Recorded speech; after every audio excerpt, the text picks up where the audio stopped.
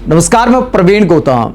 दोस्तों, जिस बीजेपी के नेता कभी कांग्रेस पर चमचागिरी का आरोप लगाया करते थे कि चमचों वाली संस्कृति हो गई है, गांधी परिवार की व्यक्ति पूजा की जाती है, उस पार्टी में चमचागिरी या यूं कह सकते हैं कि भक्ति किस लेवल पर चली गई है।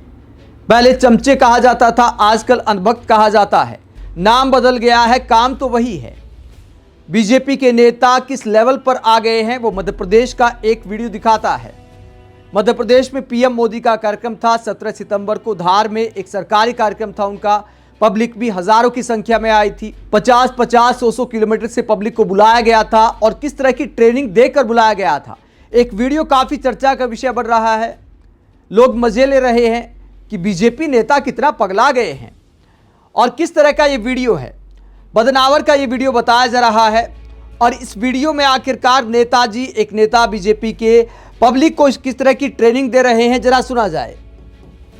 लेकिन हम लोग कैसे लगाएंगे, और ध्यान रखना एक एक बात पे रिस्पांस होना चाहिए।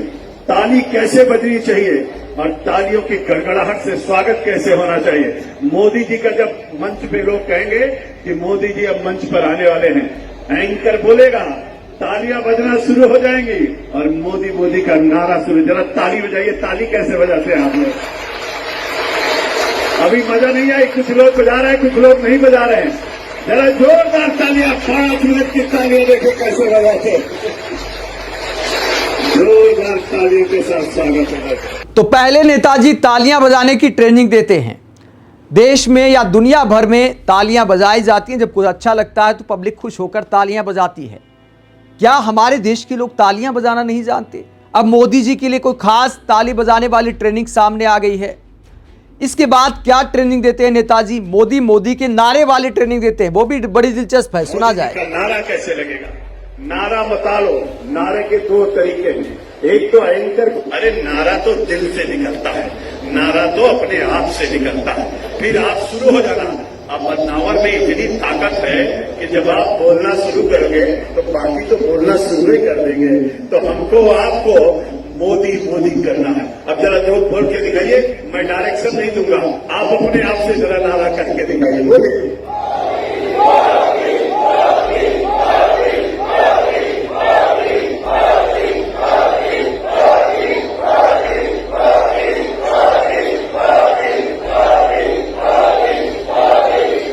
और जोर लगा के।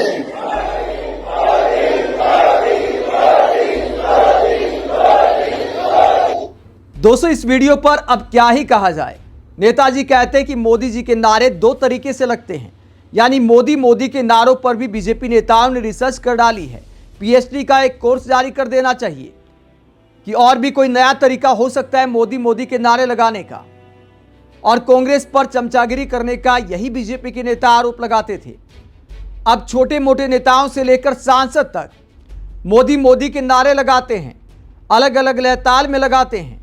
कुछ पत्रकार तो दावा करते हैं कि पीएम मोदी जब संसद में आते हैं तो बाकायदा सांसदों को बोला जाता है कि आपको मोदी मोदी के नारे लगाने हैं।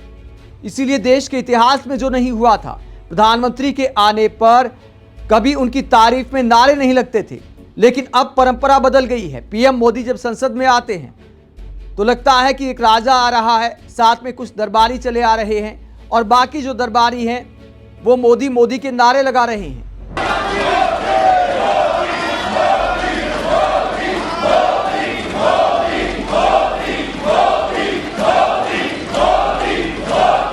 यहां तक कि मोदी मोदी के नारे लगाने में बीजेपी सांसद ये भी नहीं सोचते कि विदेशी मेहमान क्या सोचकर जाएंगे, क्या इंप्रेशन लेकर जाएंगे।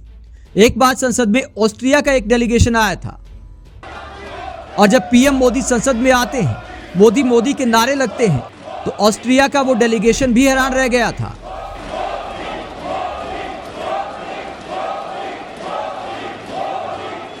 लोकसभा के अध्यक्ष मुस्कुरा रहे थे, बीजेपी सांसद मोदी मोदी के नारे लगा रहे थे। ऑस्ट्रिया की संसदीय शिष्टमंडल मोदी मोदी का नारा लगाने वाले सांसद शायद सोचते होंगे कि अच्छा इंप्रेशन बन रहा है दुनिया की नजर में, लेकिन भूल जाते हैं कि भारत दुनिया का सबसे बड़ा लोकतंत्र है। वहां लोकतंत्र की सबसे बड़ी पंचायत में राजशाही का प्रदर्शन नहीं करना चाहिए।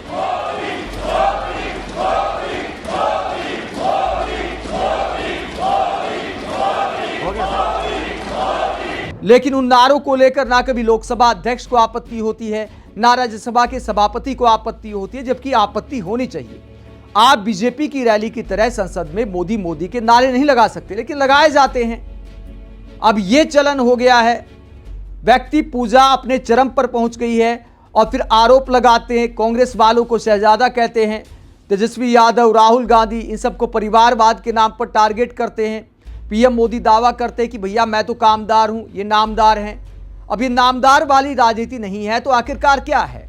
मध्य प्रदेश की इस वीडियो को लेकर कांग्रेस प्रवक्ता पवन खेड़ा कहते हैं, अगर मोदी जी ने ये वीडियो देख लिया तो शर्म के मारे वो खुद ही रिटायर हो जाएंगे। हालांकि दोस्तों, पीएम मोदी को क्या ये सब पता नहीं है, पीएम मोदी को ये सब पसंद है। इसीलिए नेता लोग ऐसी ट्रेनिंग देते हैं। जब संसद में नारे लगते हैं तब भी तो पीएम मोदी को पता होता है।